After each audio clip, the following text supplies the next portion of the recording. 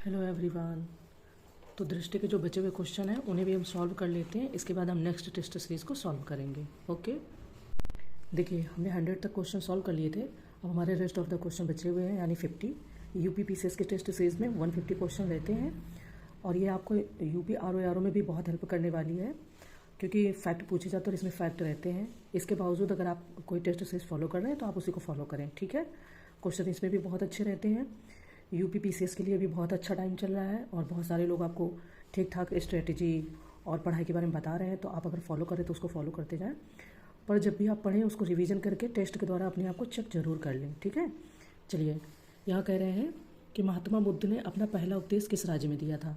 तो आपको पता है कि जब महात्मा बुद्ध जी को ज्ञान प्राप्त हुआ था, जिसे हम महापरिनिर्वाण कहते हैं, तो उसके बाद महात्मा बुद्ध ने उत्तर प्रदेश के अंदर ही अपना वाराणसी के पास में अपना पहला जो ज्ञान है वो दिया था। पर यहाँ पर अगर आप मोटा मोटा देखें तो कहीं पर भी उत्तर प्रदेश नहीं दिया है। तो इस हिसाब से हम ऑप्शन डी के साथ जाएंगे, है ना, कि मतलब हमारा डी ऑप्शन, उपयुक्त में से कोई नहीं, क्योंकि उन्होंने तो उत्तर प्रदेश के अंदर ज्ञान दिया था, अपना उपदेश दिया था, है ना, ज्ञान के बाद जब उनको ज्ञान की प्राप्ति हो गई थी, ठीक है।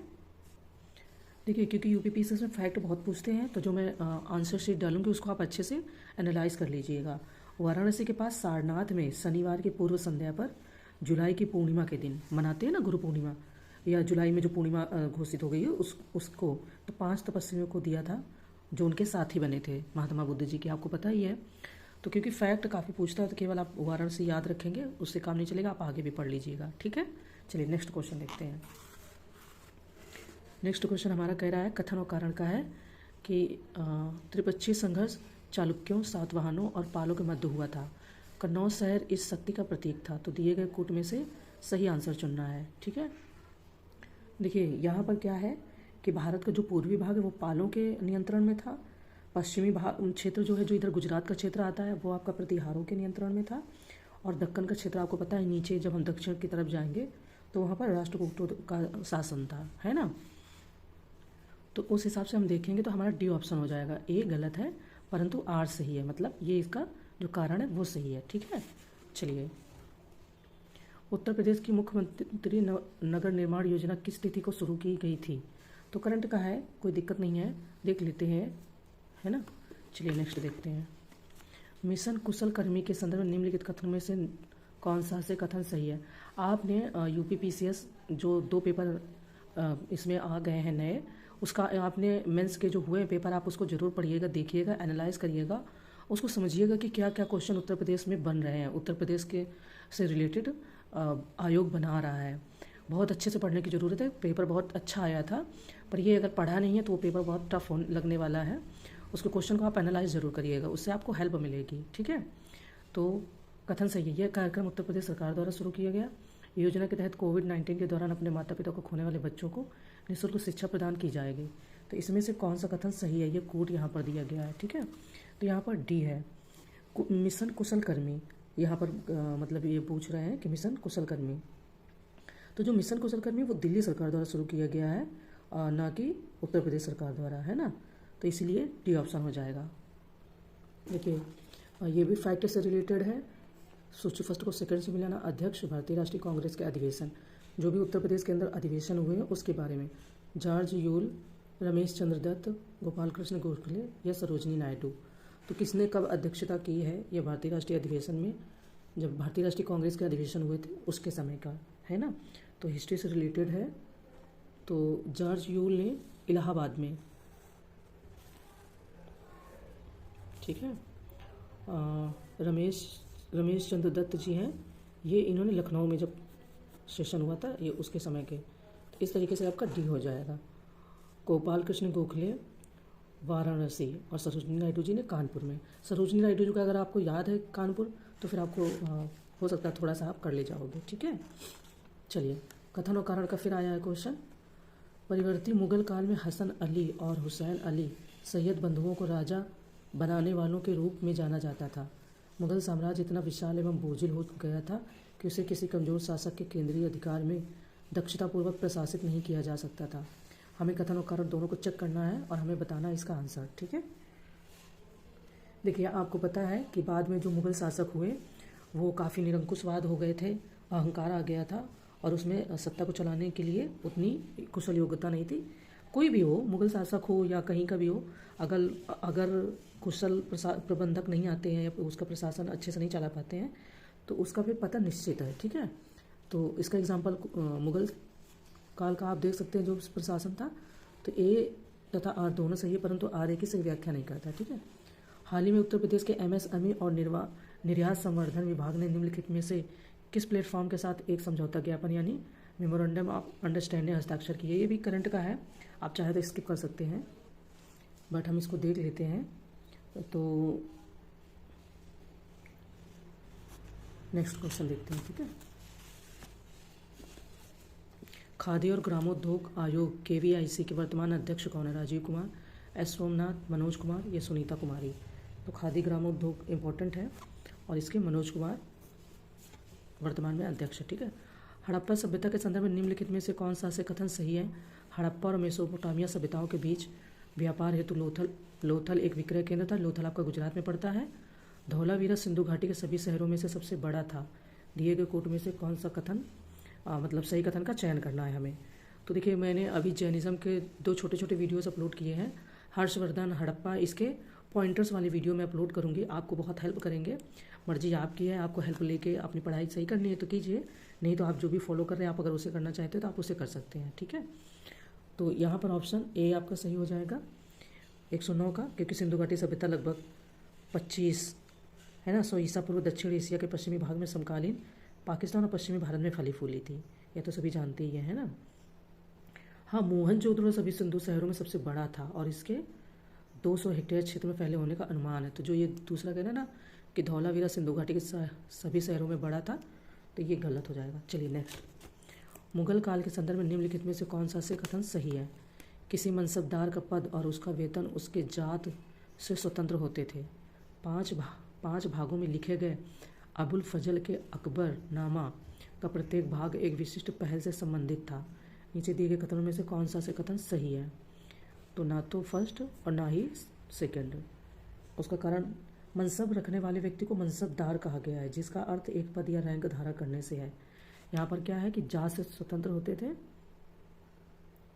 इसके बाद ये मुगलों द्वारा निम्नलिखित को निर्धारित करने के लिए इस्तेमाल की जाने वाली ग्रेडिंग प्रणाली थी। रैंक, सैन्य जिम्मेदारियां और वेतन, है ना। और पद और वेतन जिसका निर्धारण होता था वो जाति की संख्या पर निर्भर करता था, तो ये फिर कथन गलत हो जाएगा। चलिए नेक्स्ट, मिलिंद पन्हो के लेखक कौन थे। नागसेन, कालिदास, नागार्जुन या अश्वघोष। देखिए, मिलिंद पन्हो भी बौद्ध धर्म की अच्छी समझ रखने के साथ बौद्ध साहित्य का एक प्रसिद्ध साहित्यकार है ना मिलिंद पन्हो, जिसे नागसेन ने लिखा। उत्पल वंश का संस्थापक कौन था। दुर्लभ वर्धन, महारानी दिद्या कोकल प्रथम या अवंती वर्मन।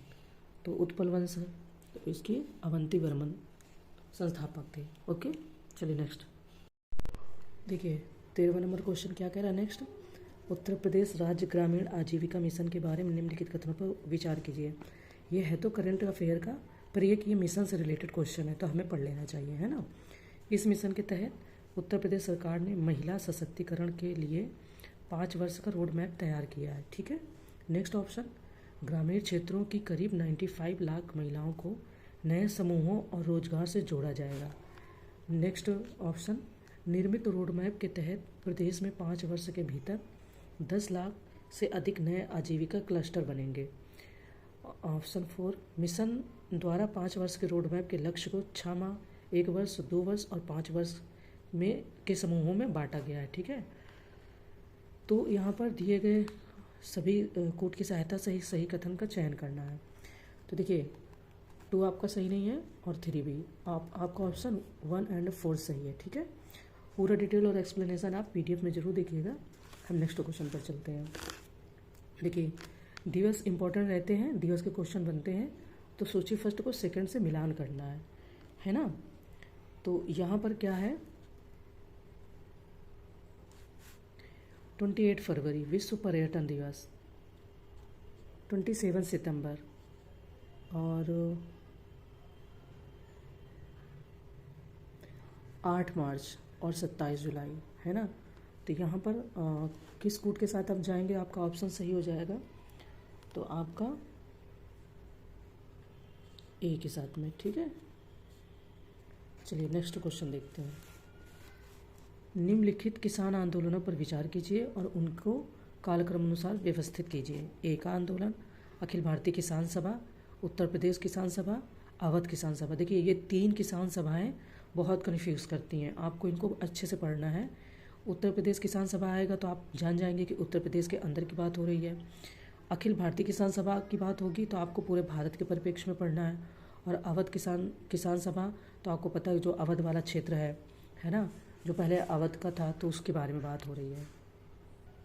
तो यहाँ पर आपका ऑप्शन ए सही हो जाएगा। पहले क्या आएगा, उत्तर प्रदेश किसान सभा 1918, फिर आएगा आपका अवध किसान सभा प्रतापगढ़, ये 1920, फिर आएगा आपका एका आंदोलन 1921 जिसको मदारी पासी ने मतलब संस्थापित किया था। इसके बाद में आएगी अखिल भारतीय किसान सभा लखनऊ, ठीक है, तो ये आएगा 1936। तो आपको इनके नाम याद रखना है क्योंकि ये कंफ्यूज बहुत करती हैं, ठीक है। नेक्स्ट क्वेश्चन देखिए, नेक्स्ट क्वेश्चन हमारा क्या कह रहा है कि आधुनिक भारतीय इतिहास के संदर्भ में निम्नलिखित में से कौन सा से कथन सही है। महात्मा गांधी ने ग्रामीण अर्थव्यवस्था पर औद्योगिकरण का समर्थन किया, ठीक है। जवाहरलाल नेहरू आधुनिक राज्य की शक्ति में विश्वास नहीं करते थे। तो इन कथनों में से कौन सा कथन सही है वो हमें बताना है। आपको पता ही है कि जवाहरलाल नेहरू के ऊपर जो रसिया का समाज था, रूस का, उसका काफ़ी प्रभाव था। तो जो महात्मा गांधी और जवाहरलाल नेहरू आधुनिकता, धर्म, ईश्वर राज्य और औद्योगिकरण के प्रति स्वभाव दोनों में मतलब मतभेद था, ठीक है।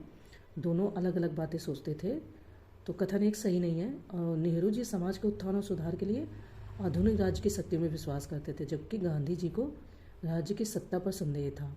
इसके बजाय उन्हें लोगों और समुदायों के ऊपर मतलब भरोसा था। तो दूसरा कथन भी सही नहीं है और पहला भी सही नहीं है, दोनों अपोजिट हैं, ठीक है। तो चलिए इसका ऑप्शन डी सही हो जाएगा। एक भारत श्रेष्ठ भारत और सांस्कृतिक आदान प्रदान योजना के तहत उत्तर प्रदेश के संस्कृति विभाग ने किसके साथ एक समझौते पर हस्ताक्षर किए हैं। इंदिरा गांधी राष्ट्रीय कला केंद्र, ललित कला अकादमी, संगीत नाटक अकादमी या उपर्युक्त में से कोई नहीं, है ना। तो ये आपका हाल ही में संपन्न हुआ, तो इंदिरा गांधी राष्ट्रीय कला अकादमी। अंतर्राष्ट्रीय प्लास्टिक दिवस किस तिथि को मनाया जाता है। आपको पता प्लास्टिक बहुत ही प्रॉब्लम कर रही है, एनवायरनमेंट को बहुत नुकसान पहुंचाती है, तो उसके लिए ये दिन डिसाइड किया गया 3 जुलाई। इसको अंतर्राष्ट्रीय मतलब बैग मुक्ति दिवस मनाया जाता है ताकि लोग कम से कम प्लास्टिक का यूज़ करें, है ना। चलिए नेक्स्ट क्वेश्चन पे चलते हैं। देखिए ये फिर बौद्ध परिषदों से संबंधित निम्नलिखित स्थलों को कालक्रमानुसार व्यवस्थित कीजिए। राजगृह, पाटलिपुत्र, वैशाली, कश्मीर। आपको पता है कि कश्मीर में इसकी जो संहिति हुई थी, बौद्ध धर्म की 5 संहिति हुई हैं, वो कुंडलपुर कश्मीर, पाटलिपुत्र और इसके बाद में वैशाली बिहार। और तो इसको कालक्रम के अनुसार व्यवस्थित करना है, कौन सा पहले हुआ कौन से बाद में, है ना। देखिए अगर आप ऐसे ही जाएंगे तो आपको ऑप्शन मिल जाएगा अगर आपको याद है। मुझे याद है तो मुझे दिक्कत नहीं हो रही है, क्योंकि पहले आपकी क्या हुई थी, सप्तकर्णी गुफा, राजगृह। तो आप अगर पहले ऑप्शन को ढूंढेंगे तो यहाँ पर बी में ही पहला ऑप्शन आ रहा है, ठीक है। हमें अगर कन्फ्यूजन है कि पता नहीं ये सही है कि नहीं है, तो ये हमें अगर पता है कन्फर्म, तो हम इसके साथ आराम से जा सकते हैं, ठीक है। फिर हमें दूसरी चीज़ सोचने की ज़रूरत नहीं है। पहली भी थी आपकी राजगृह, सप्तकर्णी गुफा, राजगृह बिहार में ही हुई थी, प्रथम बौद्ध संगीति, ठीक है। और ये अजातशत्रु के समय हुई थी और ये 483, ठीक है, 483 BC में हुई थी, ठीक है, ईसा पूर्व जिसे बोलते हैं। इसके बाद में द्वितीय बौद्ध संगीति जो आपकी होती है वो होती है इसके जस्ट 100 साल बाद 383 BC में, ठीक है। और ये भी वैशाली में होती है। तो ऐसे जब आप पहले राजगृह, फिर ये वैशाली, तीसरा ऑप्शन आ गया। फिर आपकी होती है जो तृतीय होती है, ये अशोकराम विहार पाटलिपुत्र में होती है, मोगलीपुत्र तीसरे के समय, तो ये पाटलिपुत्र आ गया आपका सेकंड। और कुंडलपुर कश्मीर की होती है चौथी। 5वीं होती है कन्नौज, ठीक है। जो कुंडलपुर के बाद में 5वीं होती है वो कन्नौज में होती है, ठीक है। चलिए नेक्स्ट ऑप्शन पे चलते हैं, नेक्स्ट क्वेश्चन पे चलते हैं। देखिए आपके एंशियंट और हिस्ट्री से ठीक ठाक क्वेश्चन बनते हैं, आयोग बनाता है, तो मैं छोटे छोटे वीडियोस के माध्यम से आपको बताती जाऊंगी, वो भी 2-3 पॉइंट बताऊंगी, यहाँ वहाँ की बातें नहीं। तो आप उसको ज़रूर देखिएगा और चैनल को भी सब्सक्राइब कर लीजिएगा, है ना। आप ही का जो है हेल्प होगी आपकी। नेक्स्ट क्वेश्चन कह रहा है कि हम्पी के संदर्भ में निम्नलिखित में से कौन सा से कथन सही है। हम्पी कृष्णा तो तुंगभद्रा बेसिन में स्थित है। महानवमी त्यौहार हम्पी में मनाए जाने वाली सबसे महत्वपूर्ण त्योहारों में से एक था। तो हमें इन कथनों में से सही कथन का चयन करना है। कई बार हम ये इंग्लिश ट्रांसलेशन नहीं दिखा पाते हैं क्योंकि हमें लगता है कि ज़्यादा टाइम ना लगे, कम टाइम में ही टेस्ट सीरीज सॉल्व हो जाए, तो कई बार ऐसे हो जाता है, ठीक है। तो हमें इसका आंसर बताना है। यहाँ पर आपके फर्स्ट और सेकंड दोनों ही सही है, ठीक है। जैन धर्म में के संदर्भ में कौन सा से कथन सही नहीं है, यहाँ पर सही नहीं है पूछा है, ठीक है। जैन शब्द की उत्पत्ति जिन शब्द से हुई है जिसका अर्थ है आत्मा। आपको मैंने पहली लाइन ही यही बताई है, अगर आपने पढ़ा होगा। त्रिशला महावीर स्वामी की माता थी। तो यहाँ पर पूछ रहे हैं कि कौन सा सही नहीं है। तो देखिए, जैन शब्द की उत्पत्ति जिन से हुई ये तो सही है, लेकिन जिसका अर्थ है आत्मा ये यहाँ पर गलत हो जाता। जिसका अर्थ है विजेता, है ना, मैंने बताया था। तो ये यहाँ पर जो पूछा कि सही नहीं है तो ऑप्शन ए होगा। अगर पूछते कि कौन सा सही है तो ऑप्शन बी हो जाता। 24 तीर्थंकर हुए हैं जैन धर्म में, आपको पता है, जिसमें से पहले 23वें और 24वें का इतिहास हम लोग पढ़ते हैं, बीच में और जो है उनका इतिहास उतना नहीं पढ़ा जाता है। महावीर स्वामी की माता का नाम त्रिशला, और 2 नाम मैंने और बताए थे, वो आप बताइएगा। त्रिशला नाम था और 2 नाम और भी हैं जिनसे उनको पुकारा जाता था, ठीक है। तो देखिए, इस तरीके से एकदम सिंपल सवाल है लेकिन बन जाते हैं अगर आप ध्यान नहीं देंगे तो। गहड़वाल वंश का संस्थापक कौन था। महीचंद्र, मदनपाल, चंद्रदेव या विजय चंद्र, है ना। तो यहाँ पर आपका ऑप्शन सी सही हो जाएगा, Chandradev. Performance grade index district PGI D 2019-20 report के संदर्भ में निम्नलिखित में से कौन सा से कथन सही है। उत्तर प्रदेश के मथुरा और औरैया जिले स्कूली शिक्षा के प्रदर्शन में अग्रणी है। इसे स्कूल और शिक्षा विभाग उत्तर प्रदेश शिक्षा मंत्रालय द्वारा जारी किया जाता है। तो कई बार क्वेश्चन में मंत्रालय बदल दिए जाते, वो हमें जरूर ध्यान रखना है। तो यहाँ पर आपका ऑप्शन ए सही हो जाएगा, ठीक है। चलिए, निम्नलिखित में से कौन भारत में 13 एक्सप्रेसवे वाला पहला राज्य व केंद्र शासित प्रदेश बन गया है। नई दिल्ली, चंडीगढ़, कर्नाटक या उपर्युक्त में से कोई नहीं। ऐसा राज्य जिसके अंदर 13 एक्सप्रेसवे हैं, ठीक है। तो उत्तर प्रदेश भारत का पहला राज्य बन गया जहाँ 13 एक्सप्रेसवे, और यहाँ पर उत्तर प्रदेश दिया ही नहीं है, तो यहाँ पर ऑप्शन डी हो जाएगा सही। ओके, देखिए नेक्स्ट क्वेश्चन क्या कह रहे हैं कि अवध के निम्नलिखित शासकों में से किस एक ने मुगल साम्राज्य से अपनी स्वतंत्रता की घोषणा की थी। सफदरजंग, सादत खान, शुजाउद्दौला या वजीर अली, है ना। तो अगर आपने ध्यान दिया होगा तो ये हैं आपके 1722 में, यानी 1722 में अवध के नवाब सादत खान ने मुगल साम्राज्य से अपनी स्वतंत्रता की घोषणा की थी, है ना, 1722 में, ठीक है। निम्नलिखित संधियों पर विचार कीजिए और उनको कालक्रम अनुसार व्यवस्थित कीजिए। इलाहाबाद की संधि, श्रीरंगपट्टनम की संधि, मैंगलोर की संधि या अमृतसर की संधि, ठीक है। तो वो नीचे दिए गए कोड का उपयोग करना है। देखिए, तो आप ऐसे जाएंगे, पहले तो आपकी जो 1765 में होती है, 2 संधियाँ जब होती हैं इंपॉर्टेंट, इलाहाबाद की संधि रॉबर्ट क्लाइव ने अगस्त में की थी। इसके बाद में एक अवध की, तो ये आपका बी ऑप्शन सही हो जाएगा। इसके बाद में आपकी आती है मैंगलोर की संधि, फिर आती है आपकी श्रीरंगपट्टनम की संधि, फिर आती है अमृतसर की संधि, ठीक है। चलिए, हाल ही में निम्नलिखित में से किस विभाग ने उत्तर प्रदेश मातृभूमि योजना के लिए दिशा निर्देश जारी किए हैं। स्कूल शिक्षा विभाग, पंचायती राज विभाग, चिकित्सा स्वास्थ्य और परिवार कल्याण या उपर्युक्त में से कोई नहीं, है ना। तो यहाँ पर आपका पंचायती राज विभाग ने जारी किए हैं। चलिए, नारी को नमन योजना शुरू की गई थी। हिमाचल प्रदेश द्वारा, असम द्वारा, ओडिशा द्वारा या उत्तर प्रदेश द्वारा। करंट का है, स्किप कर सकते हो, मैं ऐसे ही जल्दी से बता देती हूँ। महाशिला कंटक और रथ मूसल नवीन सैन्य हथियारों का इस्तेमाल किया गया। चंद्रगुप्त द्वितीय द्वारा, अजातशत्रु द्वारा, रुद्रदमन प्रथम द्वारा या उपर्युक्त में से कोई नहीं। तो ये अजातशत्रु द्वारा इसका 492 ईसा पूर्व या 460 ईसा पूर्व में किया गया था, जो बिंबिसार का पुत्र था अजातशत्रु, ठीक है। नेक्स्ट, मुगल दरबार के संदर्भ में निम्नलिखित कथनों में से कौन सा से कथन सही है? कोर्निश औपचारिक अभिवादन का एक ऐसा तरीका था जिसमें दरबारी अपने बाएं हाथ की हथेली को छाती के विपरीत रखकर सिर झुकाते थे। तस्लीम का तात्पर्य समर्पण से था। तो यहाँ पर ऑप्शन आपका पहला गलत है और दूसरा सही हो जाएगा, तो सी ऑप्शन, ठीक है। तो नेक्स्ट क्वेश्चन हम देखते हैं।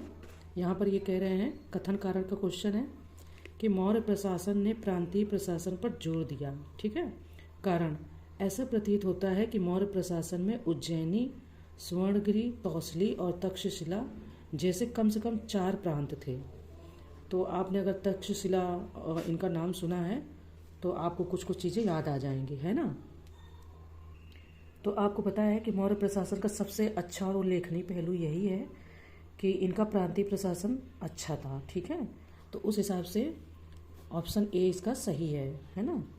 और इसके बारे में जो डिटेल्ड है वो आप पीडीएफ से पढ़ लीजिएगा। नेक्स्ट क्वेश्चन कह रहा है कि चंदावर के युद्ध के संदर्भ में निम्नलिखित कथनों में से कौन सा से सही है? यह युद्ध गढ़वाल वंश का अंतिम युद्ध था। यह 1194 में मोहम्मद गोरी और जयचंद के बीच लड़ा गया था। तो इसमें से कौन सा से कथन सही है ये हमें बताना है। तो जो आपका ये मोहम्मद गोरी और जयचंद के मतलब मध्य में जो लड़ा गया था 1194 में, ये चंदावर का ही युद्ध था फिरोजाबाद के पास में, ठीक है। जिस जगह को पहले चंदावर कहा जाता था। और इसमें ये कह रहे हैं कि यह युद्ध गढ़वाल वंश का अंतिम युद्ध था। तो इसने गढ़वाल वंश के अंत को चिन्हित किया था, ठीक है। तो उस हिसाब से दोनों ही सही हो जाएंगे, ठीक है। गढ़वाल वंश को चिन्हित भी किया था और इनके बीच लड़ा गया था। चलिए, निम्नलिखित में से किसे राष्ट्रीय भूविज्ञान पुरस्कार 19 के लिए चुना गया? करंट का है, स्किप कर सकते, कोई दिक्कत नहीं है। निम्नलिखित में से कौन सी प्रजाति अगस्त्यमाला बायोस्फीयर रिजर्व के लिए स्थानिक है? विलो, चैन कुरिंजी, रोडोडेंड्रन, चीड़ या पाइन, है ना। तो ये चैन कुरिंजी जो प्रजाति है ये अगस्त्यमाला बायोस्फीयर रिजर्व के लिए एक स्थानिक प्रजाति है, ठीक है। चलिए नेक्स्ट क्वेश्चन देखते हैं।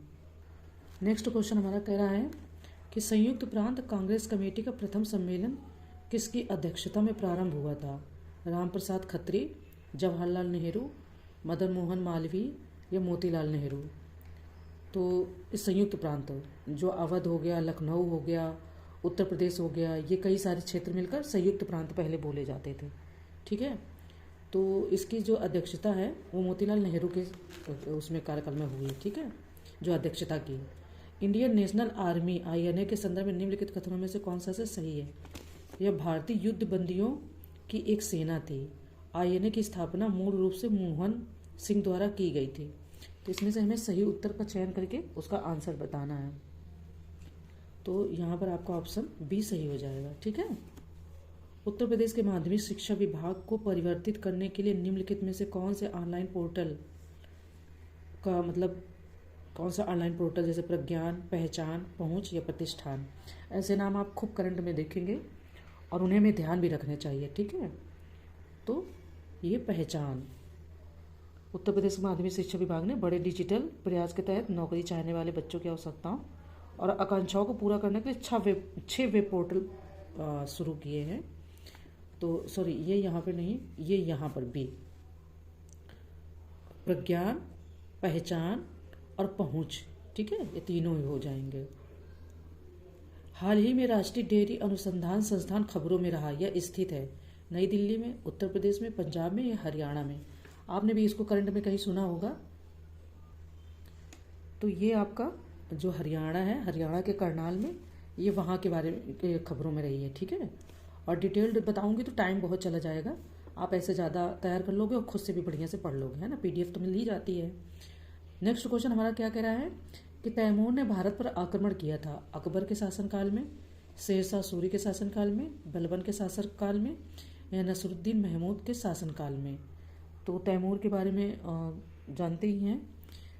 तो ये नसरुद्दीन महमूद जो 1394 से 1412 तक दिल्ली में शासन किया, उनके शासनकाल में इसने आक्रमण किया था भारत पर, ठीक है। चलिए नेक्स्ट क्वेश्चन पे चलते हैं। नेक्स्ट कह रहा है कि चिश्ती परंपरा के संदर्भ में निम्नलिखित कथनों में से कौन सा से कथन सही है। सूफी संतों की तीर्थ यात्रा जिसे जियारत कहा जाता है समूचे इस्लामी जगत में प्रचलित है। चिश्ती नकद और वस्तु के रूप में दान स्वीकार करते थे। तो हमें इसमें से कौन सा से कथन सही है ये बताना है। तो ये दोनों ही सही हैं, चयन करना था तो सही है, ठीक है। मौर्य साम्राज्य के संदर्भ में निम्नलिखित में से कौन सा से कथन सही है। अशोक के प्रशासन में प्रतिवेदकों ने राजा को जनमत की राय से अवगत कराया। कौटिल्य ने राजा द्वारा स्थानीय नामक मुख्यालय स्थापित करने की अनुशंसा की। तो इसमें से भी हमें कूट का चयन करके सही उत्तर को बताना है। तो यहाँ पर भी आपका बी ऑप्शन सही हो जाएगा, यानी कि फर्स्ट और सेकंड दोनों। अकबर के निम्नलिखित विजयों को कालक्रमानुसार व्यवस्थित कीजिए। चित्तौड़, कांधार, मालवा, हल्दी घाटी। मतलब कि कौन कौन से युद्ध उन्होंने कब जीते उसके बारे में। अकबर का जो है कि कब कब क्या जीता है ना। तो पहले मालवा, फिर आपका चित्तौड़, फिर आपका हल्दी घाटी और फिर कांधार। तो इस हिसाब से बी ऑप्शन आपका सही हो जाएगा, ठीक है। चलिए नेक्स्ट। निम्नलिखित में से किस संस्थान में भारत की पहली स्वायत्त नेविगेशन सुविधा का उद्घाटन किया गया था। IIT Madras, IIT Delhi, IIT Hyderabad या आईआईटी बॉम्बे। तो ये आपका आईआईटी हैदराबाद, ठीक है। स्वायत्त नेविगेशन मतलब जो पानी में वो किया जाता है उसके लिए, है ना। निम्नलिखित में से किन दो संस्थानों ने शहरी प्रकृति आधारित समाधानों के लिए भारत का पहला राष्ट्रीय। तो नेक्स्ट क्वेश्चन क्या कह रहा है कि निम्नलिखित में से किन दो संस्थानों ने शहरी प्रकृति आधारित समाधानों के लिए भारत का पहला राष्ट्रीय गठबंधन मंच लॉन्च किया है, ठीक है। First WHO, second WRI Bharat, third NIUACQ या फोर्थ नीति आयोग, है ना। तो यहाँ पर आपका इन्होंने लॉन्च किया है सेकंड और थर्ड ने, ठीक है।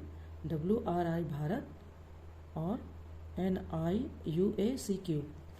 नेक्स्ट, भारत छोड़ो आंदोलन के दौरान उत्तर प्रदेश में पहली समानांतर सरकार की स्थापना किसने की थी।